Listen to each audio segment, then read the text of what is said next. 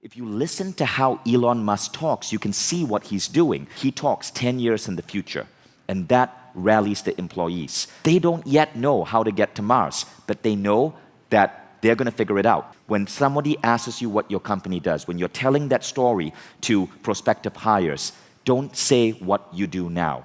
Talk about what you're going to do in 10 years. It makes all the difference. If you're not getting hated on, you ain't doing shit right. You need people talking about you. You need people saying, I don't like that person. Because in turn, they really want to be you. All the time, you got to build your mindset before you build your skill set. And the reason why you got to build your mindset is because me as an entrepreneur right now, I've been building my mind for the last 13, 14 years. I could go walk through a room with 50 to 100 people. Everybody in that room could say something negative to me and it literally will bounce off. It can't even infiltrate my conscious or my subconscious mind because I've been working on my mind that much for so long, they can't say nothing. So I tell people to build their skill set, build their mindset before their skill set, because if you go fail, it won't affect me. It may hurt me momentarily, but I know that's not going to be the thing that stopped me from becoming an entrepreneur. If my mom or my dad tell me Nehemiah is not a good idea, I know that's not going to stop me from pursuing that idea. So I tell people all the time, you got to build your mindset up and you got to know what's right and what's wrong. I tell people all the time, the biggest way to kill a big dream is to introduce it to a small mind. What makes you comfortable can ruin you. And what makes you uncomfortable is the only way to grow. Let me say that again. What makes you comfortable can ruin you, and only in a state of discomfort can you continually grow. Because science shows that anytime you continually do something or even think about something the same way, you'll eventually stop growing. And this applies to every living thing. You should take yourself on a date. Go all out. 3 words. Big heart energy. Buy yourself some flowers, get some bubbly, and dress in the way that makes you feel completely you.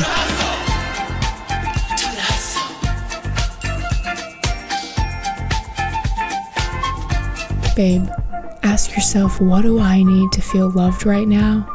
And then go do that.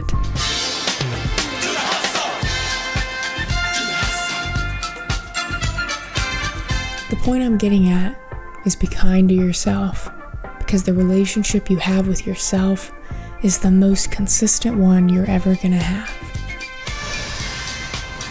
Which is why you 54 and thinking that you're wrapped up because you have 24-year-old children and you've decided that all the dreams you had are over and you couldn't accomplish them, you haven't even fucking started. And I know the comments are gonna come in and be like, what the fuck are you talking about? Here's what I'm talking about. You have 30 remarkable fucking years of execution in front of you. We live in a world now where 54-year-olds can take advantage of this just as much as 13-year-olds, and instead of dwelling of what you have not accomplished, how you fucked up that marriage, took that wrong job, went to the wrong school, please step up, change your perspective right now. What you've done over the last 600 plus months means nothing when it comes to what you're about to do with the rest of your life, especially when you factor in you have 54 years of knowing what not to do.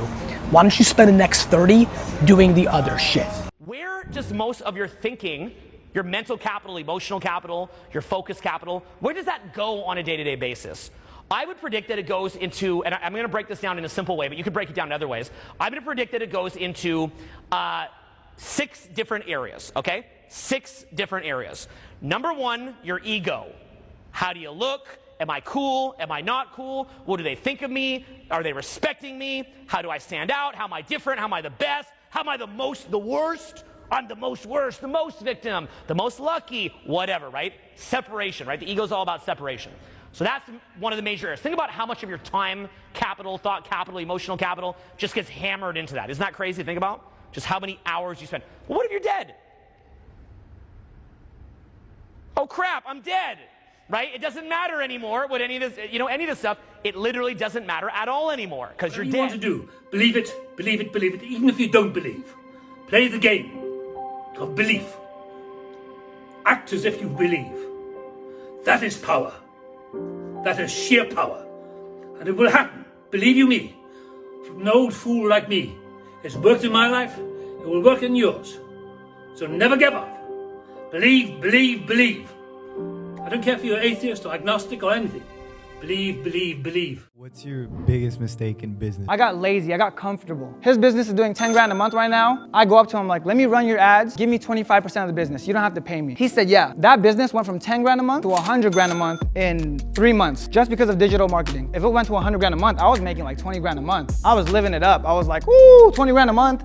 Off of one client, plus I had my other clients, I was total making like 40 grand a month. I'm 23 years old. I started traveling, I started partying. I flew like 10 different girls to Bali. When I did that, guess what happened? I started not looking for more clients. The complete opposite. When I was always on go mode, I was always like, let's do this. Where's the next client? Let me call this guy, let me do this, let me meet with this person.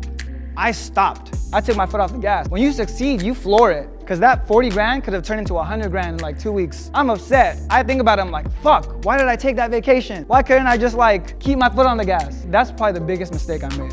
Opportunity cost. I could have been at 100 million, instead I'm where I'm at. I mean, it ended okay. I can't complain. One thing is to make money. The other thing is when you let money make you.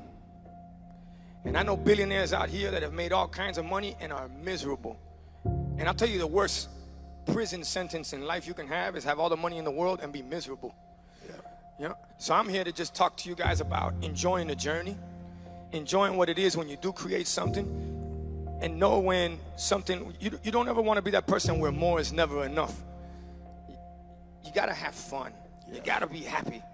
That's why I wish the Forbes list, instead of it being the wealthiest human beings in the world, it should be the happiest human beings in the world.